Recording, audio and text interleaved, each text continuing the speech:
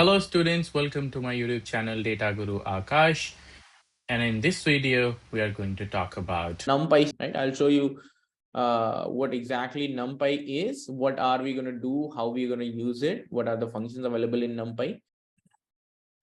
Okay, I hope you guys can see the screen.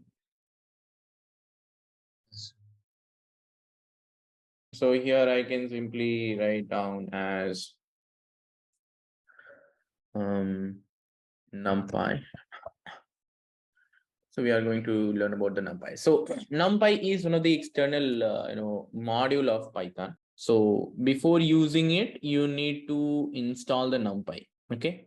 So first thing first, how you are going to install the NumPy? You can install the NumPy directly from the code itself, directly from the terminal as well, or from the Anaconda package manager as well. So if you go to the Anaconda environment, if you open Anaconda, you can go to the environment and you can search for the package over there.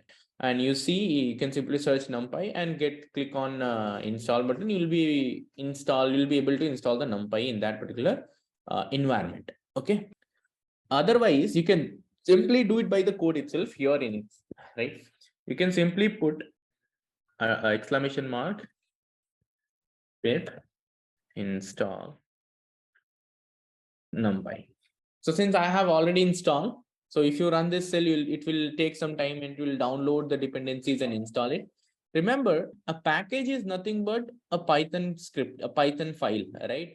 So it will have a folder, it will have some subfolders as well if it has some sub packages, and it will get downloaded into the root directory where Python has been installed, right? So to have these in modules as a package, either you save them in your current directory that you are working on or in the root directory where Python has been installed. So by default, they will be installed in the root directory and you will be able to fetch them.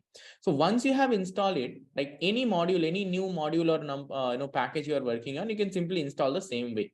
Just write, exclamation, not hash, right? I am writing hash because I want this to be commented. I do not want to run it. Okay.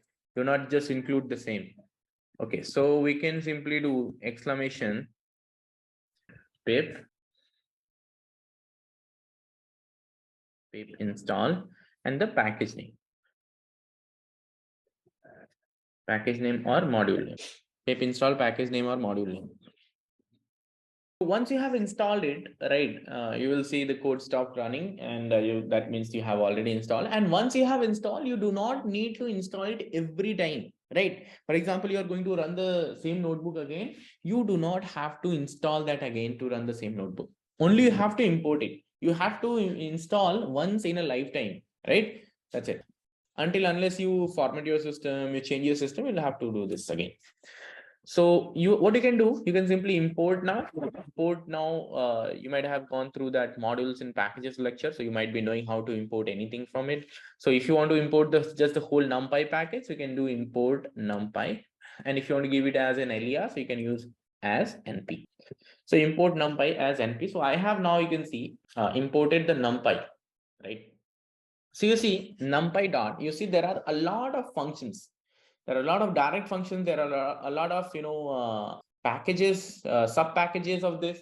So this NumPy is very rich in terms of array processing, in terms of mathematical functions, computations, in terms of functions, right? So for example, I'll just give you a glimpse of it. So NumPy array is one of the data type of this NumPy itself. So NumPy array is similar to the list, but not exactly to the list. NumPy arrays are very, very efficient in terms of array processing or any mathematical computation. Efficient means the computation, the multiplication, the division, or any arithmetic computation that you are going to do, they are going to be faster. Now let's understand why they are faster. So let's create a NumPy array. To create a NumPy array, you can have any sequence object or any iterable object, and you pass into this NumPy array function np.array, and you pass anything, any sequence or any generator object. Okay, so let's say here I'm passing, let's say 1 2 3 4, right? This, right?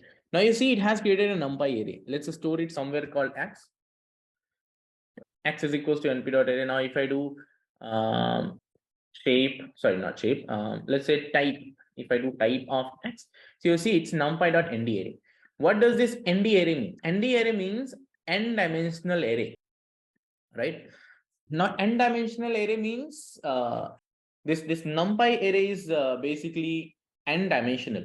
Okay, so it is not only, see, when you have a list, so I have given you a concept of nested list. So nested list, if you have nested two arrays, right? So it will be two-dimensional, right? So if there are the concept of rows and columns, so it will be 2D array. If there are even more depth into the array and more nesting, so that can be thought of as a 3D array as well. So similarly, in the NumPy, you can actually define. So all these managing things like multidimensional arrays, managing multidimensional array in NumPy is very, very easy. I'll show you how. Yeah, just like matrix, correct. Matrix is nothing but a 2D array. So you can do all those matrix multiplication in here as well. I'll show you. So now let's see. This is numpy.nd-array, and you see just print x here. So you see these are the numbers. Now let's try to have one of the number as,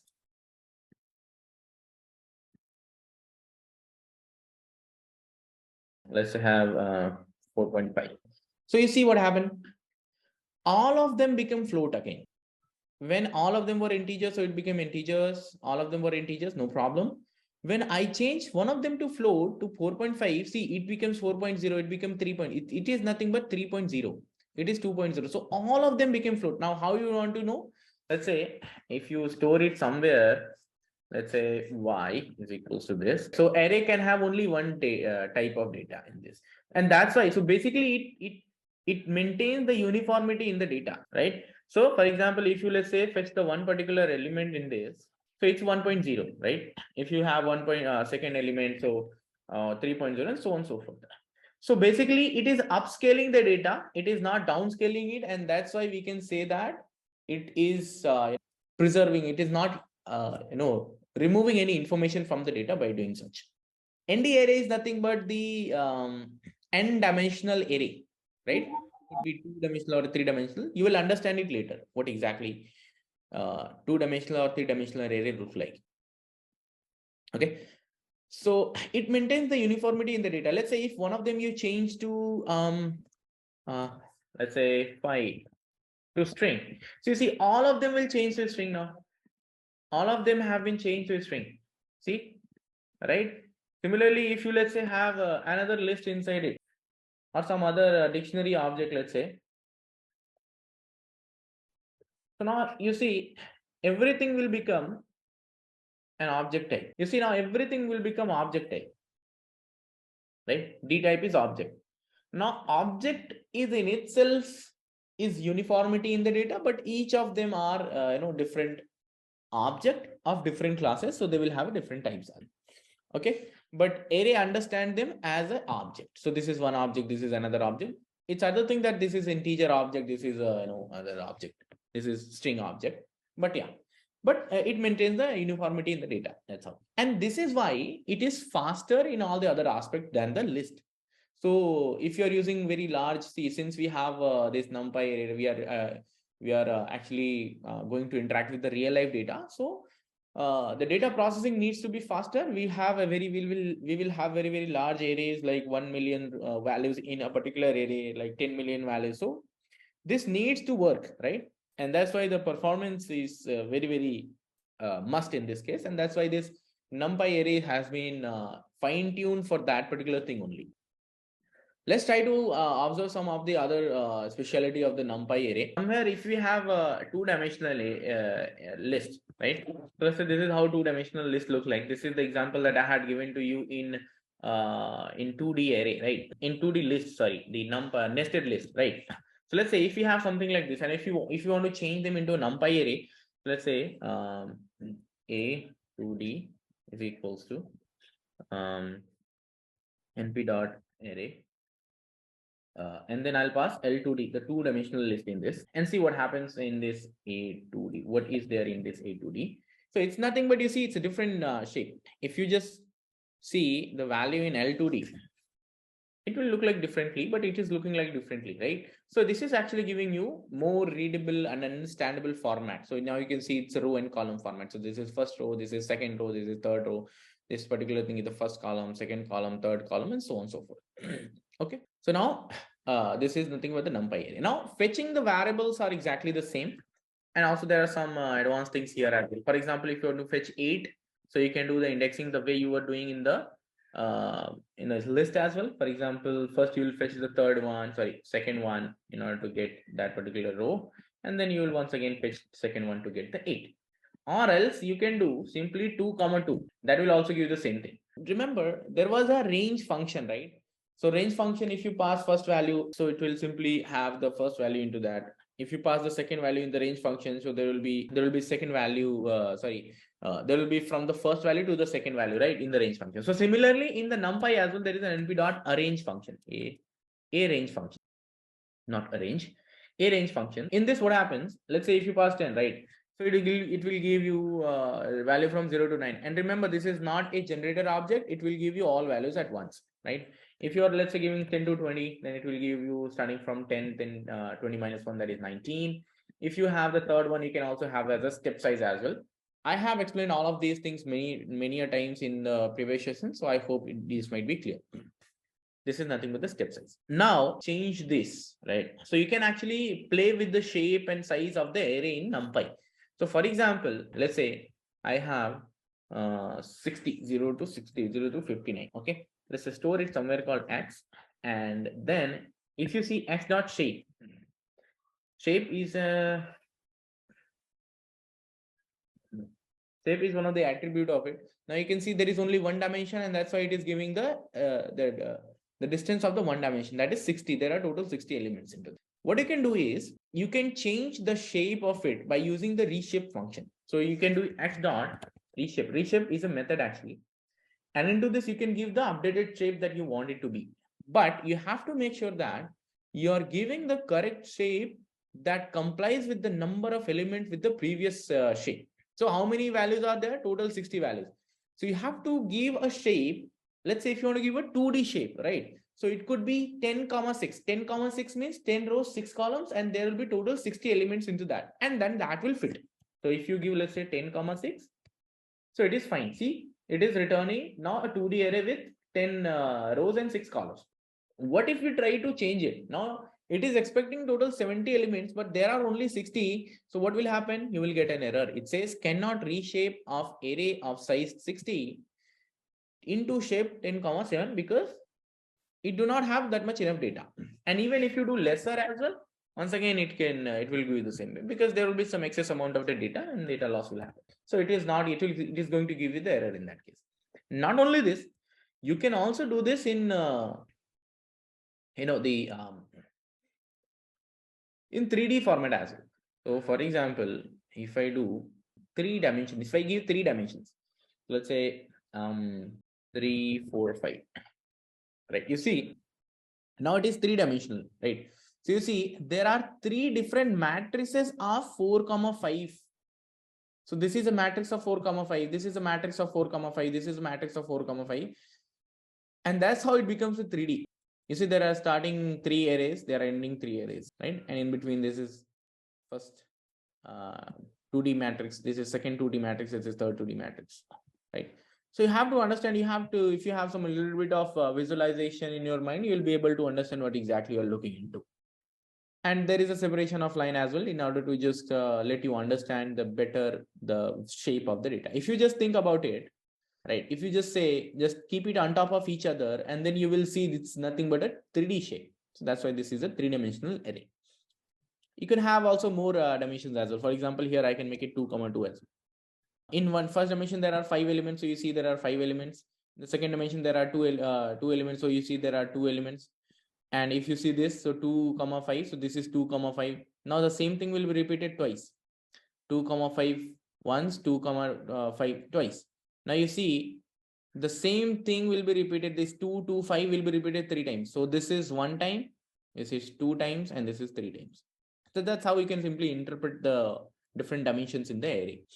And if you are not able to visualize in your mind, if you're not able to understand the data in here, the multiple dimensions of the data, maybe it will be really, really hard to, work on the problem that contains higher dimension than 2D. So you need to do a lot of practice. I cannot develop the visualization skills in your mind. You have to work along with the data sets like this. You can also search for some problems on the internet and go solve them. That will really help you. So that's different shape and size. You can simply mold the data. And one more thing you see here, it is returning. It is not making in place changes into this. So now if you see, the original X will be the same. It is still the same value that it has. And let's say, let's make it 3D, 3, 4, 5. Right.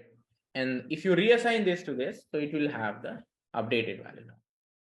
Now you're reassigning. So whatever it was returning, you have reassigned to this X. Now, if you see, the updated value of X will be this. And if you check the shape variable, so it will have that particular shape that you have assigned. So it has 3, 4, 5 here. You can also change them. Let's say X is equal to 6 comma, sorry. X is equals to X dot reshape. So there is also one thing that is called flattening the array.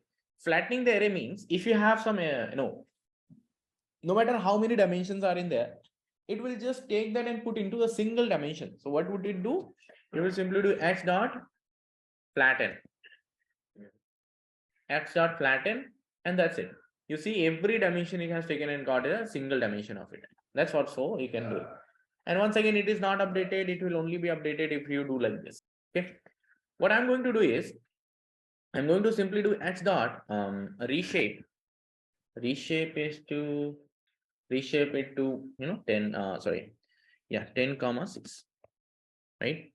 And let's have something more into. So there is something called np.ones, np.twos. These are the functions that are used to generate values like ones and twos, right? So there is, let's say, np.ones,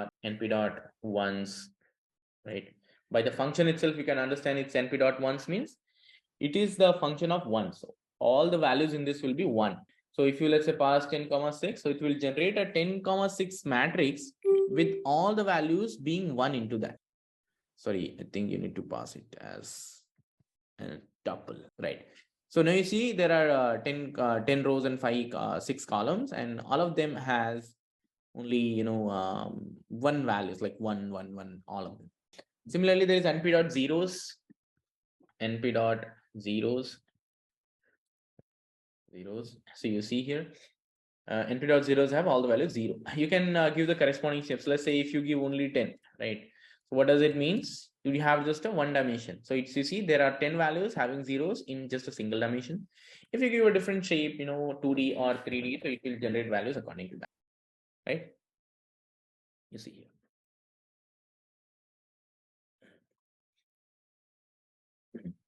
I have stored these np.zeros in here. So what you can do, let's say you have y, right? Y is this. If you multiply with anything into this, so it will not be effect actually because it is 0. Let's say if you add something into this, let's say if you add 1, so it will be added to each and every value. So that is called the element wise operation. So this operation is being operated on every element into this. So this is first type of element wise operation. There is another type of element wise operation that happens element to element, not one element to all element. So see, this one has been, this operator has been broadcasted to each and every value into this. Let's say it was 0, right? So if you add 5, so everything will be 5. And if you want to simply update them, you can do y, right? Similarly, if you do multiply on this, right, multiplied by, let's say, 2, right? So you see everything will be multiplied. So any operation you do, that will be done the same way. So this is called element wise operation. So apart from this, you see we have two things, right? We have x and we have y. Now you see their shape are the same as well, right? This is 10 comma 6, this is 10 comma 6. And if you see in x we have different values like 0 to 59, and if you add them together, so what will happen? This is a second type of element wise operation where the first element of this will be performed with the first element of this. So this will be added with this. This will be added with this, and so on and so forth. Sorry, this, the third element will be added with this, and so on and so forth, right? Let's say if you do this, see what happens. So 0, it was there. So 5 has been added to this, 5 have been added to this, 5 have been added to this, and so on and so forth. Now the resultant is also this particular thing that also has the same array. If you try to add two different shape of arrays, then you will get an error because the operator cannot be broadcast. there will be some values left in either this side, either X side or Y side. So that cannot be done. I hope I'm making sense till here, right? Any problem in understanding as of now? Let's update it to Z. Z is equals to this, right? Now let's look into Z. Z is this. So, you can do a lot of things with this array itself. For example, you want to get the mean of this. How can you get the mean of it? So you can simply do Z dot mean.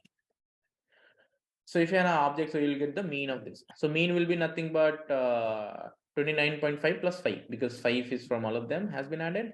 And if you take the mean of this particular thing will be 29.5. But these are in floats because the default data type is in float. The X you see is integer, but Y was float. You see Y here, Y was float, right?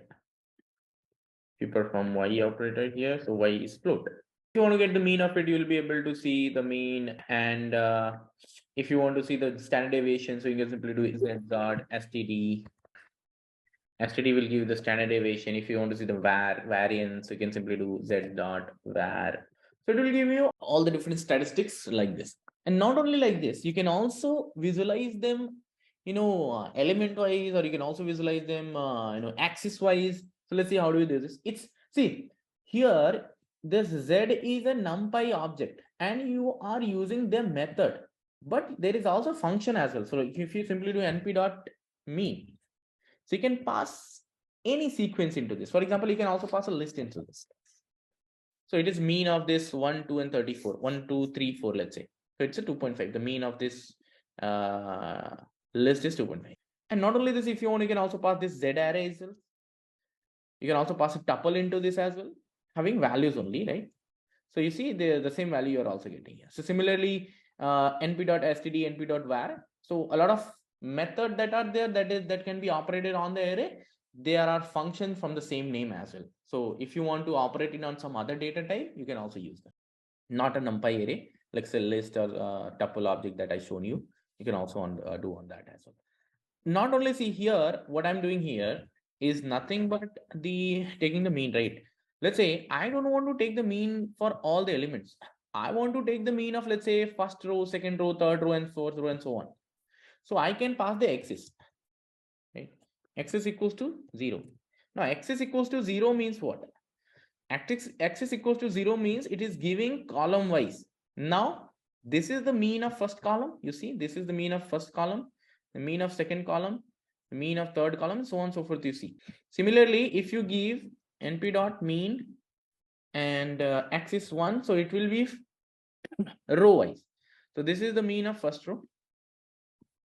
And then just add 5 into this, because just excess of 5, add 6, because there are total 6 elements in. Now if you know a little bit of statistics, once again this would not be anything heavy for you. It will be really small things. Similarly, not only mean, right, you can do the same thing with the variance, with the standard deviation, anything that has to do with the area of the data, you can calculate over here directly by the NumPy functions.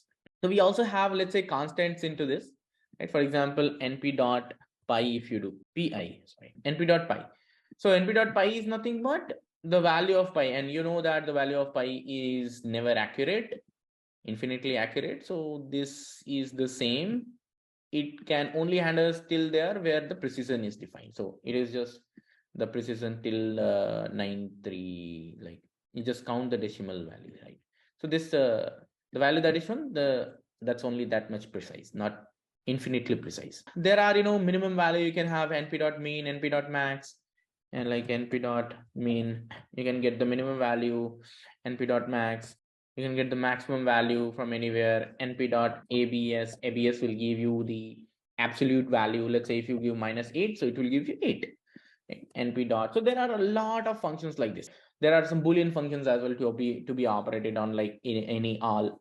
So see, once again, I cannot go through each and every function since there are limitless functions. I do not have myself have counted on this. The only thing to learn is that practice on the similar problems so many different times, and then it will you'll be able to understand. It will start making sense to you. Okay. Let's understand some more things. Like, it is not only limited to the array, it is also covering the basic mathematics functions as well, like the arithmetics or the simple mathematics functions like logarithmic, sine, and other functions as well. Like for example, if you want to calculate log, so np.log you can use np.log of 10. So by default base is actually e. By default base is e. You can also have different base like np.log. There are custom log base as well. For example, log 10. And if you pass 100 log base 10, so that will be 2. So there is some similarly log 2 as well. Log 2. And if you pass, let's say 8, so it will be giving you 3. And if you know how to get a custom log, you can simply do log base 1 divided by base 2. That's a simple thing. If you know the formula for how to create custom logs of you will be able to do it here. There is no custom log function in NumPy, but although that is there in the math module of the inbuilt math module of Python. I might have given you that in the code that I have given you regarding the math module. You can do the like a lot of np.sine function. So let's say if you want to calculate the sine value of 7, and remember that 7 is nothing but radian value. It's nothing but the radian value. Okay, it's not degrees. Right? You can also change np.radian to degrees as well. And if you pass the array over here, let's say if you pass the array, so it will calculate that for the whole array as well. So for example, let's say if you pass np.sine and if you pass, let's say x array. So now you are getting the same shape here. X is a 2D array and it is also returning you a 2D array. So for each value in x, it is giving you the corresponding sine value for that, right? So just applying sine function on each and every value in this. There are not only sine function, you can see there are a lot of other functions as well, like cos hyperbolic, right? Cos h, a cos is also there. So there are a lot of functions, a lot of methods available into this NumPy. There is one of the submodule of this is so one of the submodule of this sub package of this is random. If you are going to do any randomized task in your app, so you can simply use this np dot random submodule of it. So if you do np dot random, so you can see a lot of functions there. For example, np.random.rand. So it will give you a particular random number in this given range. In the range of always, the range will be, I guess, 0 to 1 only. So in the rand function will always give you the range of 0 to 1.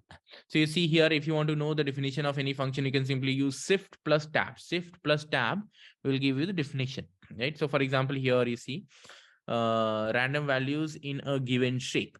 So note that this is a convenience function for user porting code from MATLAB apps. Some note this. See here, the create an array of a given shape and populate with the random samples of a uniform distribution over 0 and 1.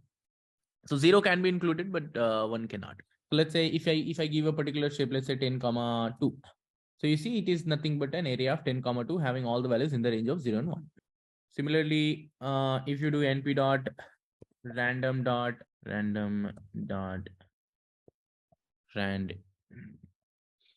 int, see what is there, np dot random dot rand int, and if you let's say give any number, right? So let's say, see here, if I just use shift plus tab, you see here the low and high. So what is it giving? You'll pass the first object as low, second object as high. So this np.random.randint will give you, see, you can give the low values the range here. Let's say you can give the 10 to 20. So all the values will be given into 10 to 20. By default, it will give you only one value.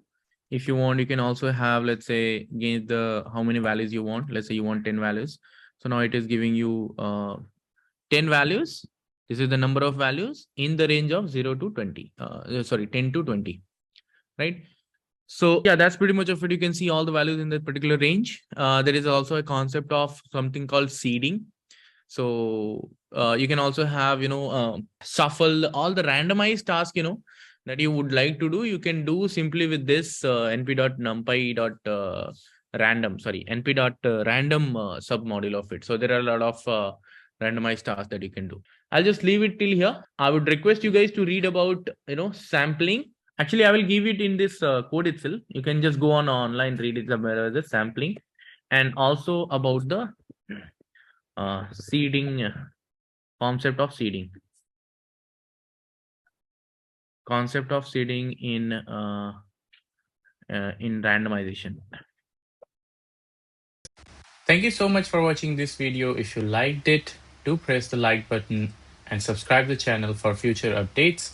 Also hype the video so that it can reach more students and they can also get benefited from it. Thank you so much for watching this video. We'll see you again in the next one. Till then, bye bye and have a great day.